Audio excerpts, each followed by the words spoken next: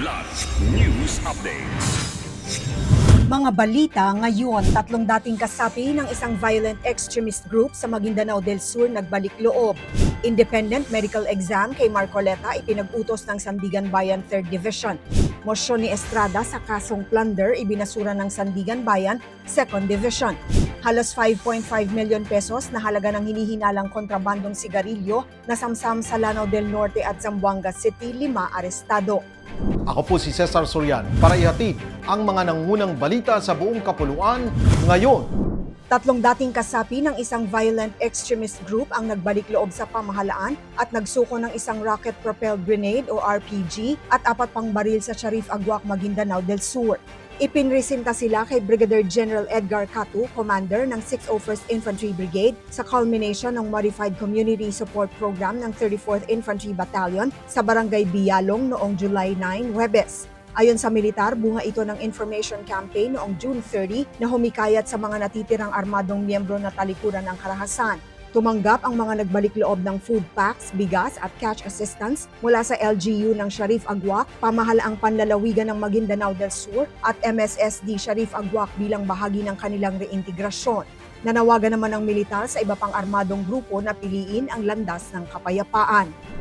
Iniutos ng Sandigan Bayan 3rd Division ang isang independent medical examination kay Senator Rodante Marcoleta ng University of the Philippines Philippine General Hospital o UP-PGH upang matukoy kung kailangan pa ang kanyang pananatili sa PNP General Hospital.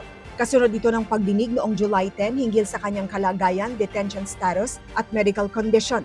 Kinwestiyon din ng hukuman ang pagpayag na makadalaw sina Vice President Sara Duterte at Senator Robin Padilla sa kabila ng rekomendasyong i-isolate si Marcoleta dahil sa mild pneumonia.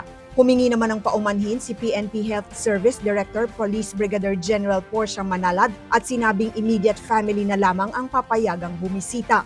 Samantala, sa hiwalay na desisyon, ibinasura ng Sandigan Bayan 2nd Division ang mosyon ni Senator Jinggoy Estrada na ipawalang bisa ang kasong plunder laban sa kanya. Nananatili rin ang desisyon ng Sandigan Bayan 5th Division na hindi siya papayagang dumalo sa impeachment trial ni Vice President Sara Duterte. Halos 5.5 million pesos na halaga ng hinihinalang kontrabandong sigarilyo ang nasamsam sa magkahiwalay na anti-smuggling operations sa Lanao del Norte at Zamboanga City na nagresulta sa pagkakaaresto ng 5 katao kabilang ang 2 menor de edad. Sa Lanao del Norte noong July 6 nasabat ng Police Regional Office o PRO-10 ang 1,250 rims ng sigarilyo na nagkakahalaga ng 1 milyong piso sa mga operasyon sa Pantar at Kauswagan habang 2 sasakyan ang kinumpiska.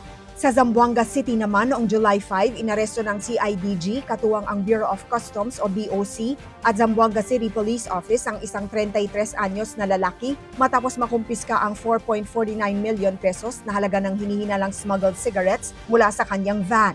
Inihahanda na ang mga kasong paglabag sa Republic Act No. 10863 o Customs Modernization and Tariff Act. Para sa Kidlat News Channel, ako si Rosalyn Sinchonco, nag-uulat. Ako po si Cesar Sorian, kasama nyo sa bawat pagputo ng balita.